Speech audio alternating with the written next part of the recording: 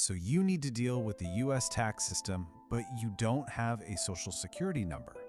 You've probably heard about something called an ITIN, right? Well, today we are going to do a deep dive into Form W-7, the application for that ITIN. We're going to break down exactly what the IRS is looking for, step by step, so you can get this thing done right the first time. Here's the game plan. We'll start with what an ITN actually is. Then we'll talk about the number one most important rule for being eligible. From there, we'll walk through the 3 core pieces of a successful application. We'll also tackle the biggest hurdle for most people, proving your identity. Point out the common mistakes that get applications tossed out, and finally, look at your options for how to actually submit everything.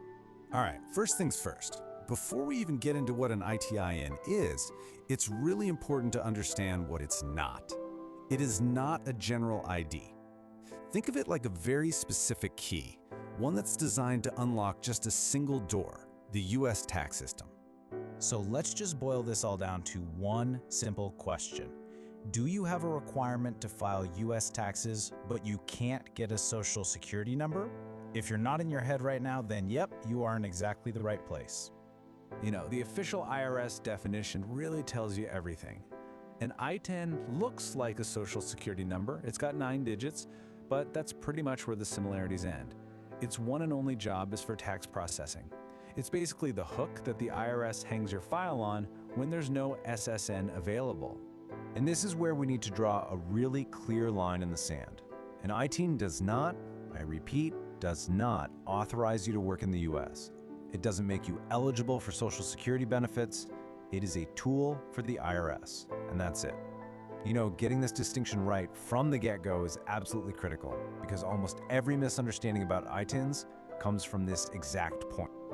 Okay, so that brings us to what I call the golden rule of the entire ITIN process. Seriously, if you only remember one thing about eligibility, make it this. This rule is completely not negotiable. Think of this as the ultimate gatekeeper. The first question is always, are you eligible for a social security number? If the answer is yes, or even a maybe, like if you're a citizen, a permanent resident, or have work authorization, then the ITN door is completely closed to you. The IRS is crystal clear on this. You have to try to get an SSN first. And here's the kicker. You can't just tell the IRS you're not eligible for a social security number. You have to prove it. That means you literally have to go to the Social Security Administration, apply for an SSN, and get an official denial letter from them. That letter, it isn't just a piece of paper. It's your mandatory ticket to entry for the W-7 application. Without it, your application is basically dead on arrival. So once you've confirmed you're eligible, the next move is to put together your complete application package. I want you to think of this as a 3-part trinity. All 3 pieces have to be there, and they all have to be correct. This is the perfect way to picture it. Your application is like a 3-legged stool. Leg 1 is your completed Form W-7. Leg 2 is the valid US tax return that actually creates the need for the ITIN. And Leg 3 is your original or certified documents proving who you are. And just like a stool, if any one of those legs is missing or even a little bit wobbly, the whole thing just falls apart. Now, for almost everyone, that tax return is mandatory. But the IRS does have a few very specific exceptions. For example, if you're a non-resident alien who only needs an ITIN to claim tax treaty benefits, but, and this is a big but, you gotta be super careful here. These exceptions are really narrow, and they come with their own set of super strict documentation rules. Okay, let's zoom in on the one part of this whole process that causes the most headaches and the most rejections, the paperwork. This is where your attention to detail is either going to make you or break you. This quote, right from the IRS instructions, is pretty much the law of the land here. Let me be perfectly clear. Photocopies won't work. Notarized copies won't work. You have to send either the actual original document or a copy that has been officially certified by the exact same agency that issued the original.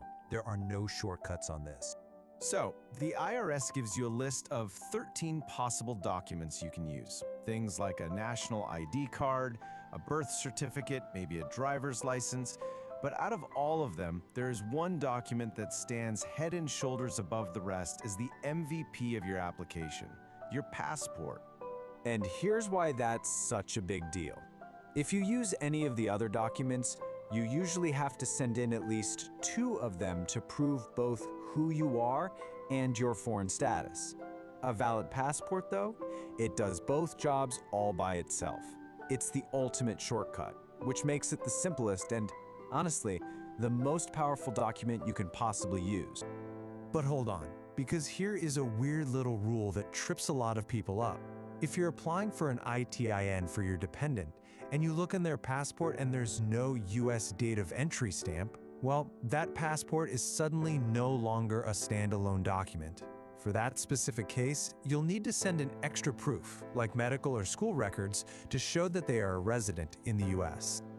Okay, now that we know the rules, let's flip the script and talk about how to avoid all the common traps. Think of this next part as your pre-flight checklist for navigating the minefield of an ITIN application. Believe it or not, these 5 mistakes right here are responsible for a huge number of rejections. We've already hammered on the photocopies and the tax return, but also make sure every single required box is filled in, especially that reason for submitting box. Double, even triple check that you're mailing it to the dedicated ITIN office in Austin, Texas.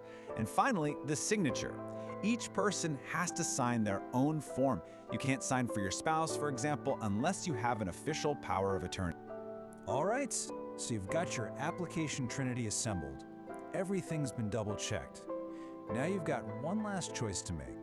How are you going to get this whole package safely into the hands of the IRS? You've got a couple options, but there are really 2 main paths people take. And this really lays out the fundamental choice perfectly. Path number 1 is the high-risk route. You put your entire package, including your original passport, into an envelope, mail it to the IRS, and just hope for the best. Path 2 is the low-risk route.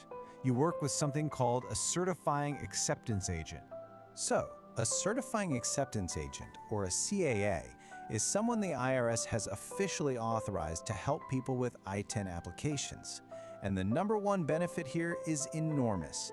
They can look at and verify your original passport in person, which means your most important identity document never, ever has to leave your site. Which really leaves us with one final question for you to think about. The process is precise, the rules are incredibly strict, and the risk of your passport getting lost in the mail is very real. So, the decision you're making isn't just about how to submit a form. It's about how much you value security, expert help, and frankly, your own peace of mind. And that choice is up to you.